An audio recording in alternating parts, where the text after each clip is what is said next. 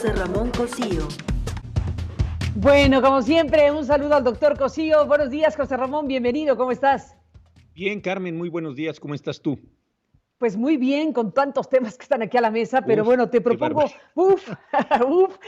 tenemos un montón de asuntos y bueno, te propongo este que tiene una amiga jurídica y judicial muy importante porque ya se anunciaron procesos judiciales, ya están en curso, ya hay respuesta de un juez federal muy rápida, tiene que ver con el tema de la energía, tiene que ver con esto que bueno, pues ya un juez federal está frenando en una de sus partes. Te propongo, José Ramón, que escuchemos a nuestra colega Gabriela Díaz, que nos comparte en Aristegui Noticias de Radio Centro, con Grupo Radio Centro, esta información sobre la resolución judicial y te propongo analizar pues este acuerdo publicado en el Diario Oficial de la Federación, que se ha interpretado como si fuera una suerte de hacer a un lado a los proyectos de energía renovable en México. Y bueno, hay todo un debate muy fuerte al respecto del tema. Ha generado estas reacciones muy poderosas en términos de una postura de todos los países de Europa a través de una carta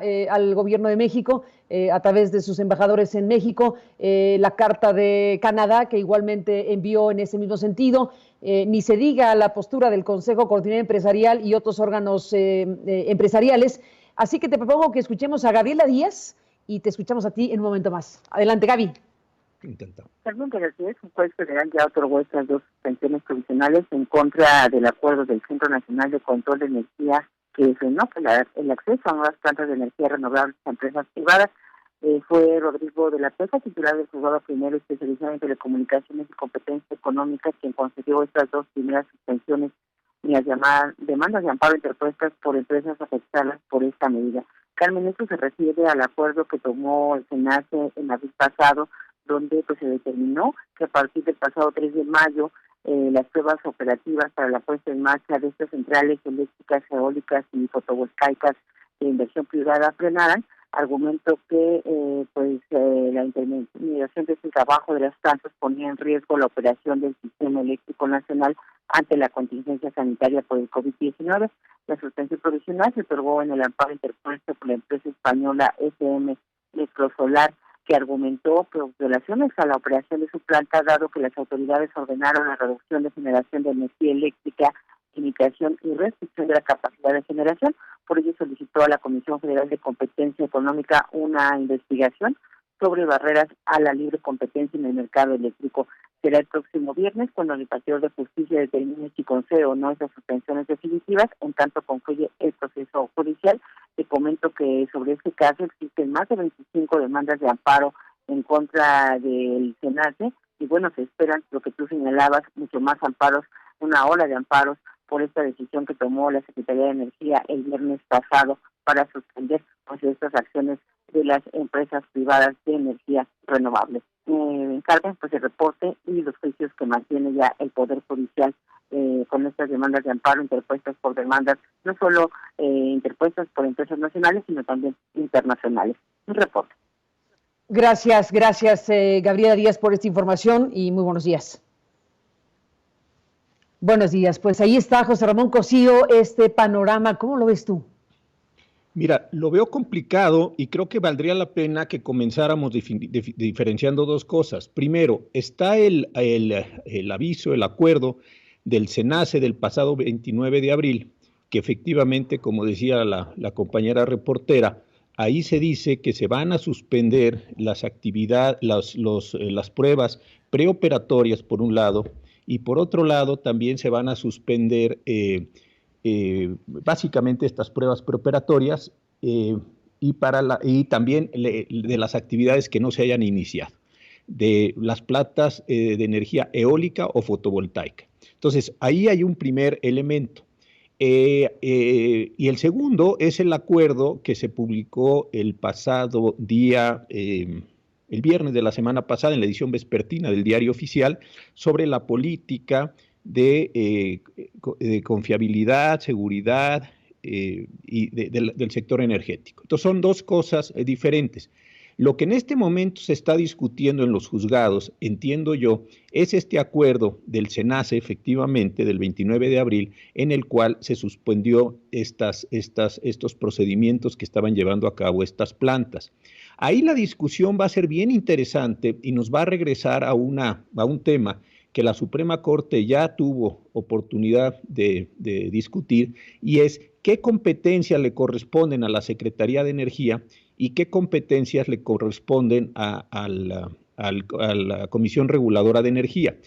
La discusión que en aquel tiempo se dio tenía que ver con qué le correspondía a la Secretaría de Comunicaciones y Transportes y qué le correspondía al Instituto Federal de Telecomunicaciones. ¿Por qué? Porque hay una idea que a mí me parece equivocada, y es que la Secretaría es el todo y las comisiones reguladoras solo son una parte técnica o una parte operativa. Creo que en esas decisiones que tomó la Corte quedó muy claro que una cosa es lo que hace la Secretaría de Comunicaciones y Transportes en aquel caso, y otro es el Instituto Federal de Telecomunicaciones, y ese criterio me parece que es exactamente aplicable aquí. Una cosa es lo que puede hacer la Secretaría de Energía y otra cosa es lo que puede hacer la Comisión Reguladora de Energía. Entonces, la pregunta interesante e importante va a ser: esos acuerdos que suspendieron los preoperatorios, etcétera, ¿tienen o no tienen competencia por parte de la Secretaría del SENACE? Esta va a ser una discusión importante. Y la segunda cuestión, que es el programa la política de energía que se publicó el viernes pasado, ahí en el artículo 10, lo tengo aquí en pantalla, se llama Incorporación de Energías Intermitentes. Ahí hay una cuestión que también vale la pena ver, y dice que se mantendrá para todas las centrales eléctricas que hayan alcanzado el contrato de interconexión un día antes de la publicación de esta política en el Diario Oficial. Eso lo que está significando es que para el día 14 estas centrales tuvieron que haber obtenido esos permisos.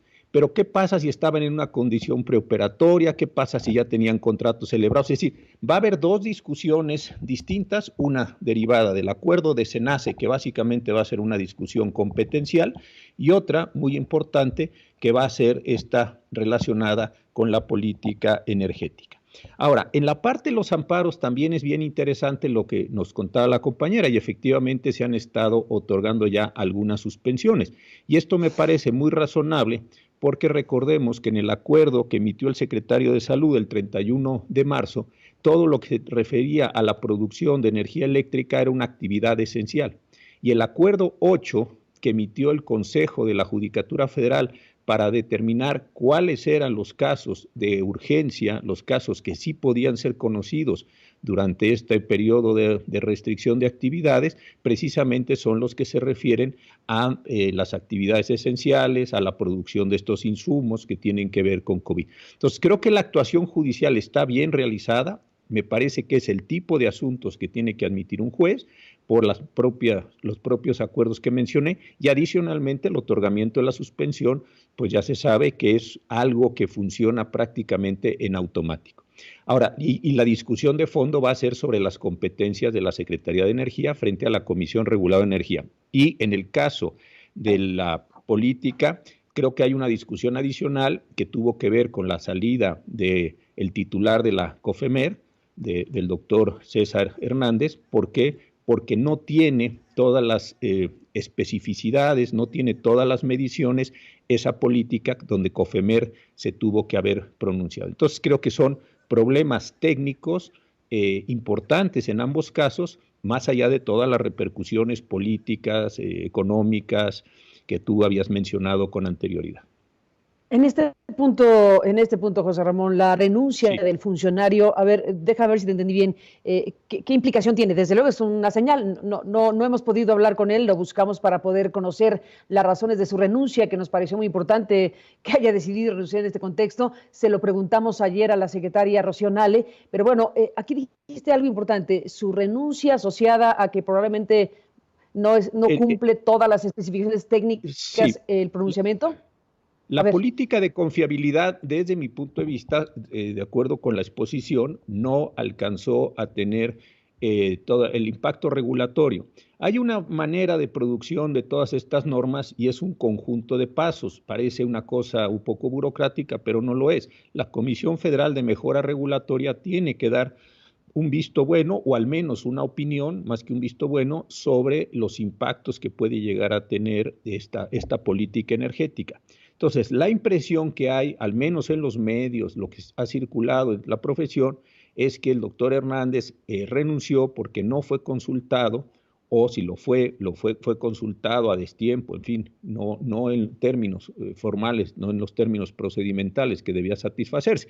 Esto es una mera especulación, yo no lo sé, pero como tú lo dices, sí pareciera que hay una discusión importante o una relación importante entre la renuncia del doctor Hernández y la publicación de estas políticas energéticas, le voy a llamar así porque el nombre es larguísimo, en este caso concreto. Entonces, si este fuera el caso, pues también ahí habría un vicio de procedimiento, esto es totalmente especulativo, habría un vicio de procedimiento que también sería materia para un litigio en un determinado momento porque la política energética no tiene un paso o no se habría satisfecho alguna de las condiciones que prevé el orden jurídico para poder ser completamente válido. Entonces, insisto, más allá de los problemas económicos, financieros, yo que los conozco, pero no soy experto en eso, no quiero hablar de lo que no conozco en detalle, sí me parece que tanto el acuerdo del SENACE como la política van a tener una discusión importante sobre la satisfacción o no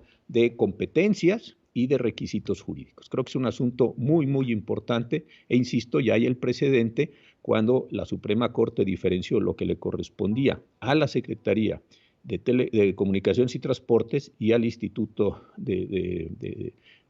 Federal de Telecomunicaciones. Y esto me parece que tiene una relación, tiene una analogía, no es idéntico desde luego, pero sí hay una competencia específica de la Comisión Reguladora de Energía en los artículos 132 y 136, frente inclusive a la Secretaría de Energía. Dicho de otra manera, la Comisión Reguladora de Energía, que también es un órgano constitucional, no es un mero órgano subordinado, no es un mero órgano de ejecución de la Secretaría de Energía, si es un órgano con competencias propias que no pueden ser invadidas por la Secretaría de Energía.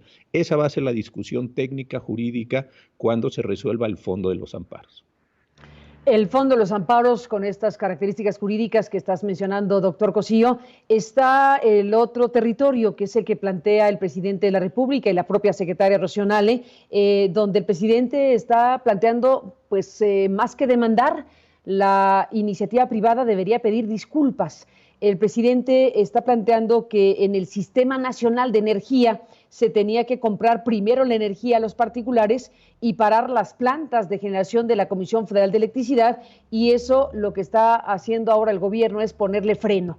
Esa es la explicación esencial que está poniendo el gobierno de la República, poner orden. Fue una expresión que le escuchamos ayer a la secretaria Rocío Nale en la entrevista que nos concedió, y dice el presidente, la verdad es para que estuvieran ofreciéndonos disculpas, no para que nos estuvieran demandando, es para que estuvieran aceptando de que se excedieron y que ya no se puede seguir con lo mismo, es parte de lo que dice el presidente. Te propongo, José Ramón, no perder el hilo de esto. Déjame presentar un resumen de noticias y un corte a continuación y volvemos contigo, y te propongo que recuperemos la explicación que está dando el gobierno en voz de la secretaria Rocío Nale. Tenemos un breve recuento de lo que nos planteó ayer y bueno, es que se abre una discusión, desde luego el tema jurídico, judicial ya, y el tema del planteamiento esencial del tipo de cosas, dice el gobierno, que han sucedido y el tipo de cosas que piensan modificar a partir de estas decisiones. Volvemos, José Ramón, contigo en un momento más.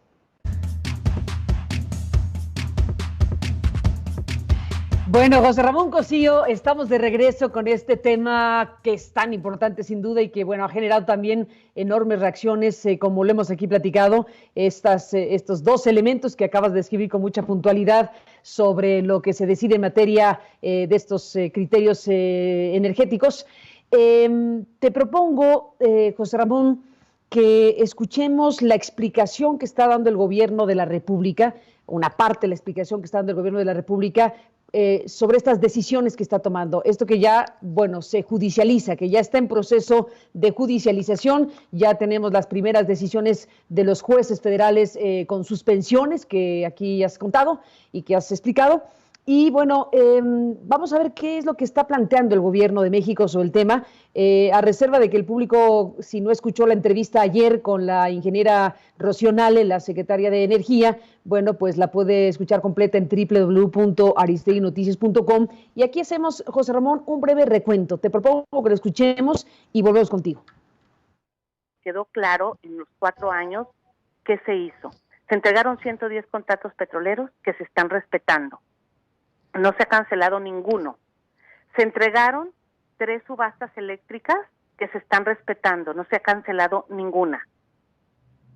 Pero con orden, porque se abrió y en contraparte se le dijo a la CFE y se le dijo a Pemex, ustedes no producen, se endeudaron demasiado y toda la historia que ya sabemos. Este gobierno dice, nuestra política energética es de orden, es de rescate, y tenemos sobre todo que dar seguridad energética a los mexicanos.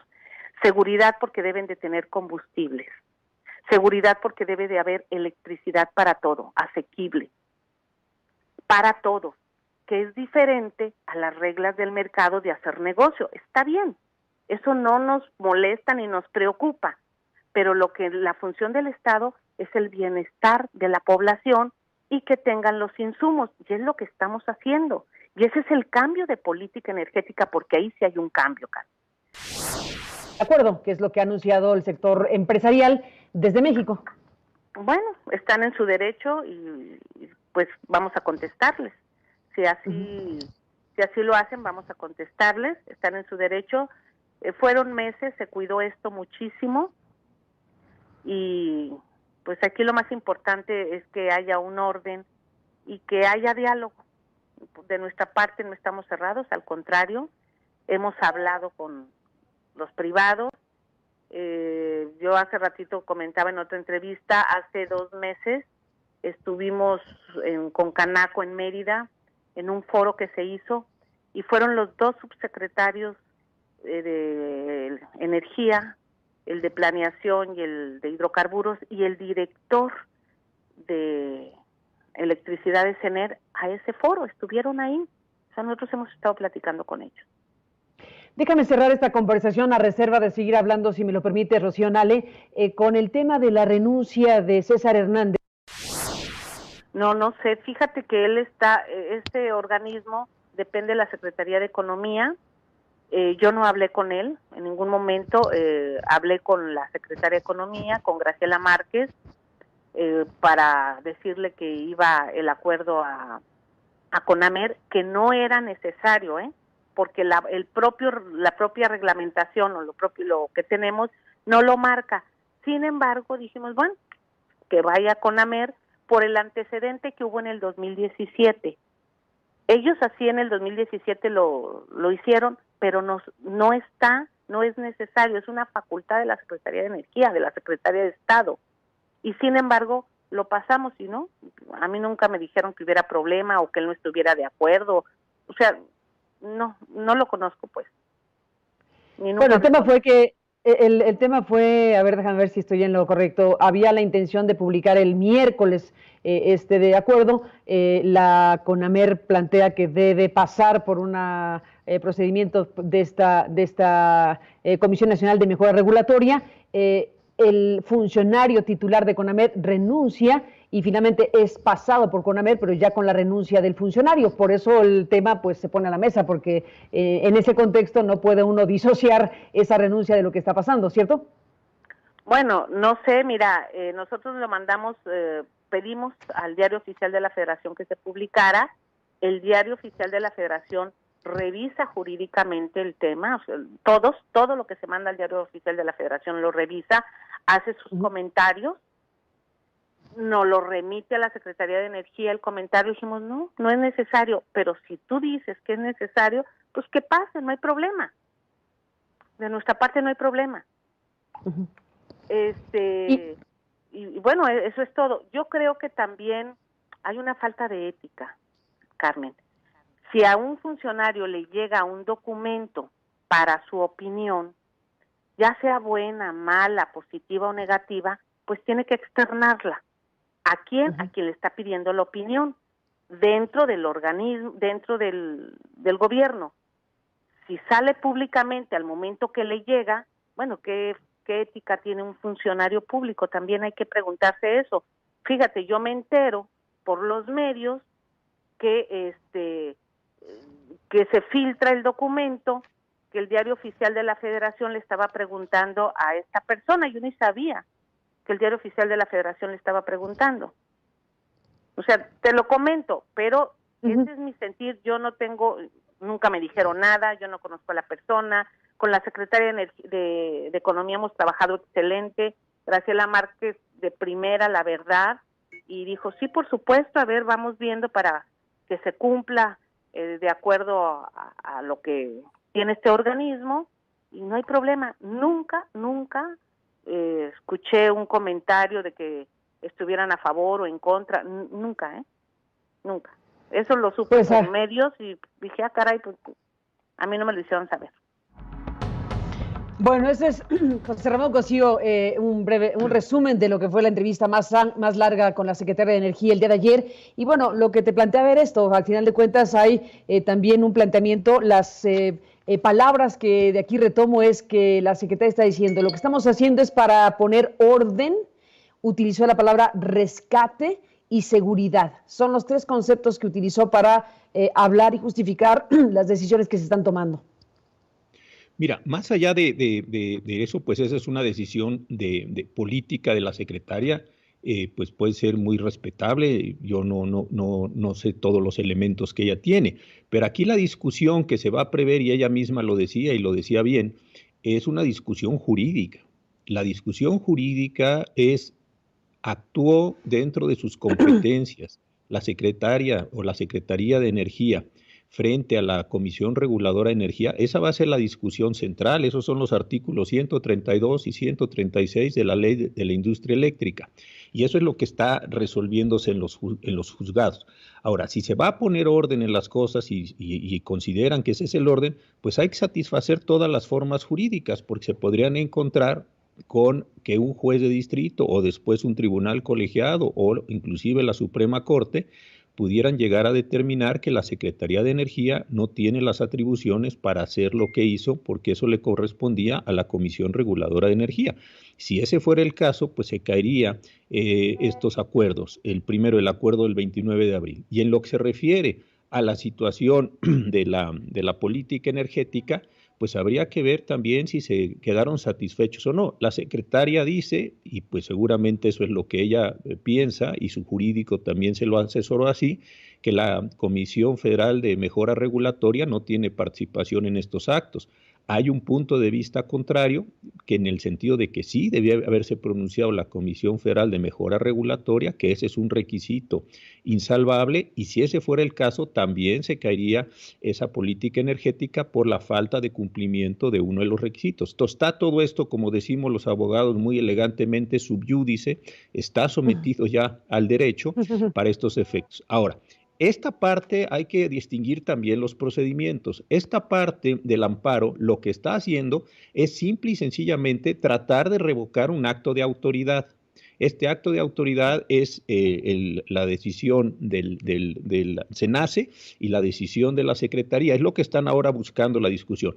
Pero también hay que recordar que existen mecanismos para resarcirse del daño patrimonial. Las empresas que fueron, más allá de si como lo hayan hecho, pero fueron conforme a las reglas del juego que estaban en ese momento vigentes, hicieron sus inversiones, llevaron a cabo todas las acciones, cumplieron lícitamente con todos los elementos, pueden tener una merma patrimonial, no están produciendo, no están haciendo una serie de actividades en algo que fue considerado como una actividad esencial. Si este fuera el caso, con independencia del amparo, podría haber o arbitrajes, que muchos de estos contratos tienen cláusulas arbitrales, algunas para desahogarse en México, algunas para desahogarse en el extranjero, o podrían ir a litigios específicamente para el resarcimiento patrimonial. Entonces son dos cosas completamente distintas. Hasta este momento lo único que hemos visto son los amparos que tú has comentado. Se decía también la compañera reportera que hay muchos más amparos. Yo eso no lo sé, solo he leído los que se han otorgado la suspensión, que tú también los mencionabas, pero ese es solo para lograr, en su caso, esa es su pretensión, que la autoridad les permita seguir haciendo estas pruebas y seguir en los procesos de producción.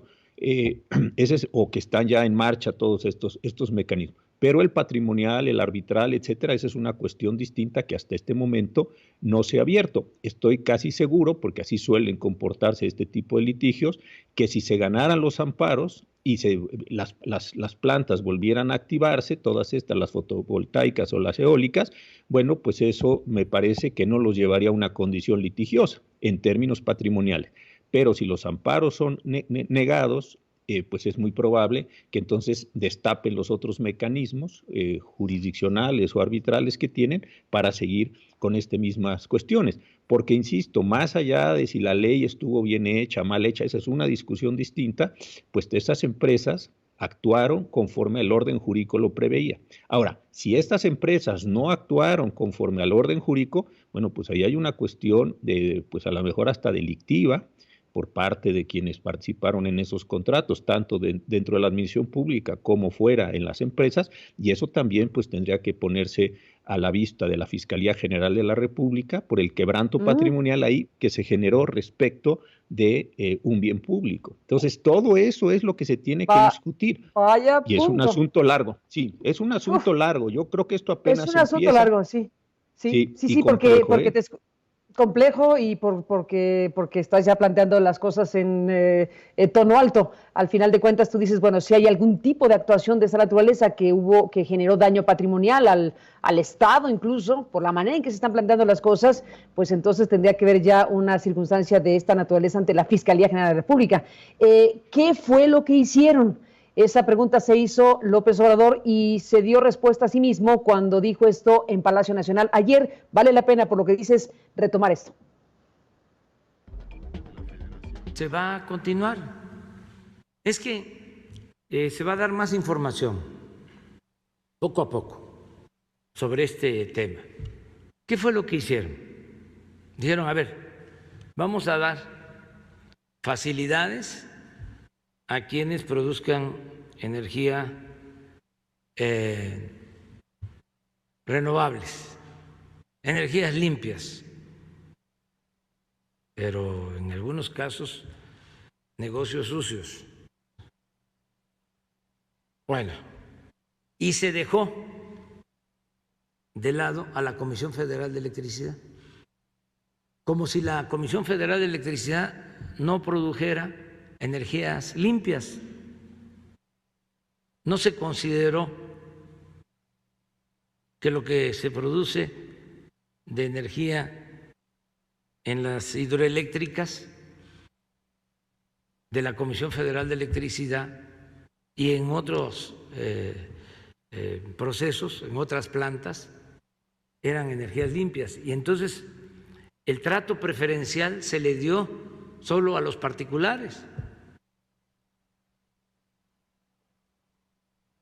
Entonces, en el Sistema Nacional de Energía se tenía que subir primero, comprar primero la energía a los particulares y parar las plantas de generación de la Comisión Federal de Electricidad. Y si nosotros estamos garantizando que no aumente el precio de la energía eléctrica, no puede ser que nosotros estemos haciendo un esfuerzo de reducción de costos y los particulares no aporten nada, se continúen con los mismos contratos leoninos. Además, quedando claro de que el Estado es el rector de las actividades del desarrollo nacional.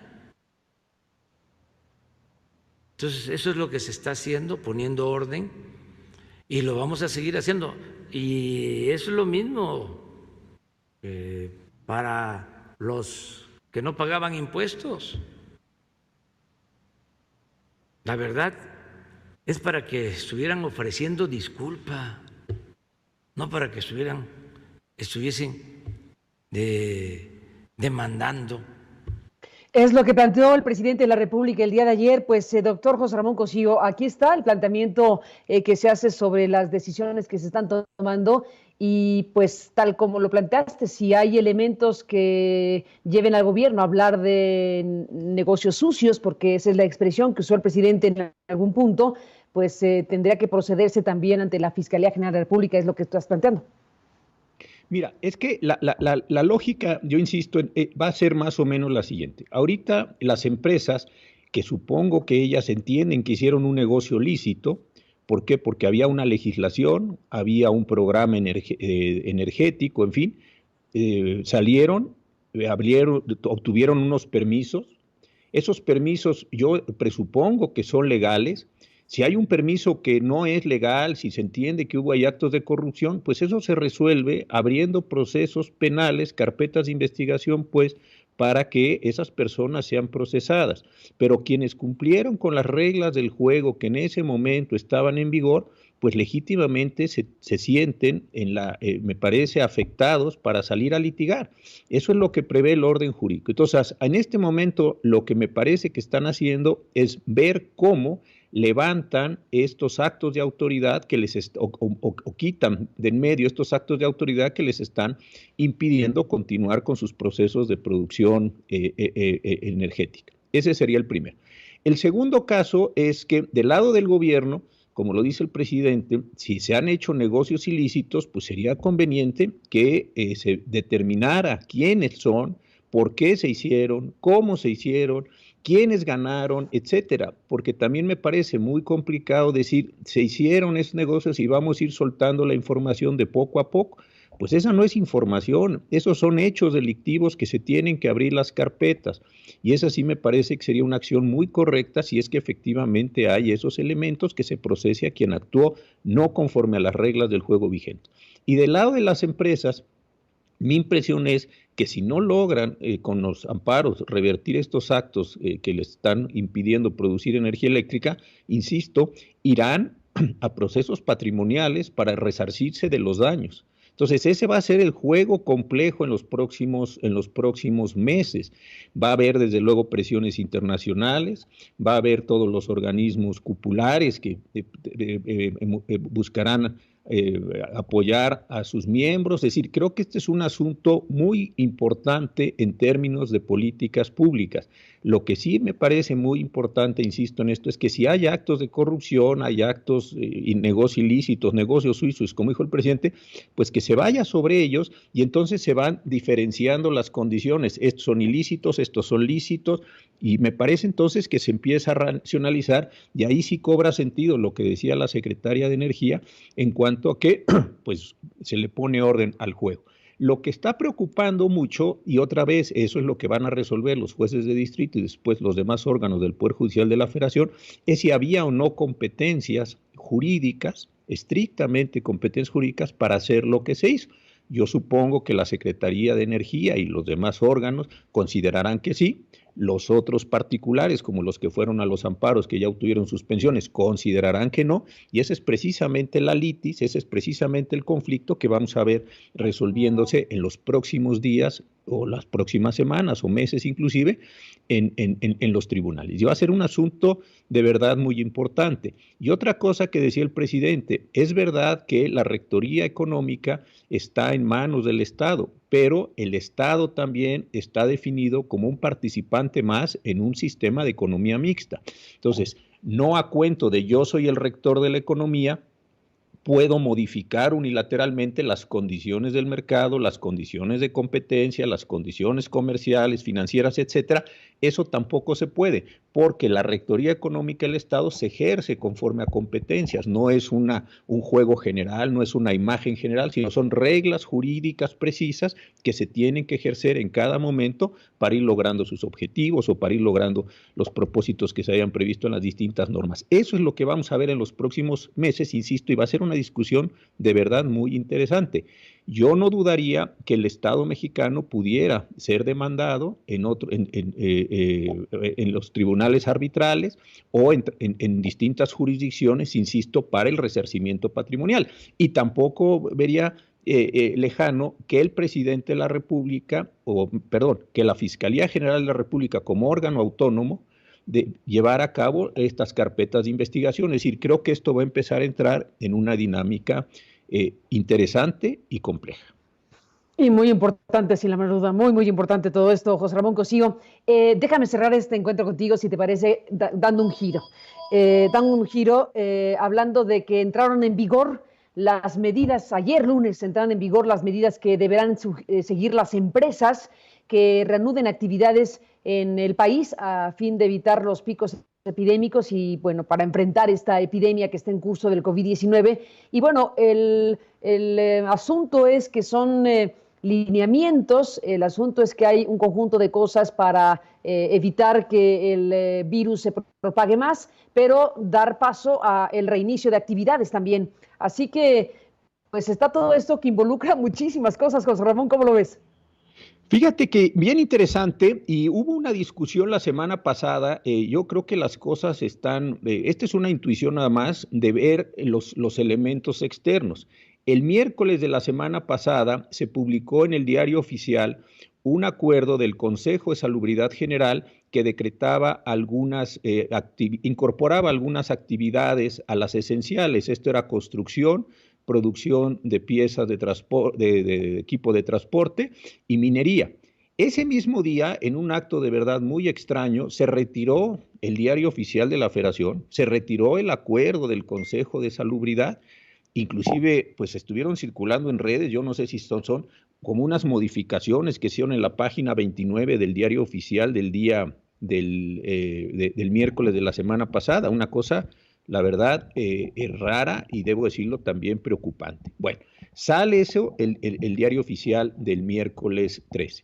El jueves 14 se publica ya un acuerdo, que es al que tú te refieres, de la Secretaría de Salud, en donde, entre otras cosas, incorpora estas actividades como esenciales, la que tiene que ver con toda la producción de autopartes, voy a decirlo así, la minería y la construcción. Y adicionalmente se establecen estas 3 etapas de regreso o de reincorporación a las actividades. El día 18, para los municipios que no han tenido contagios o que no han tenido COVID, o y que alrededor de ellos no haya COVID. Esta es una primera etapa.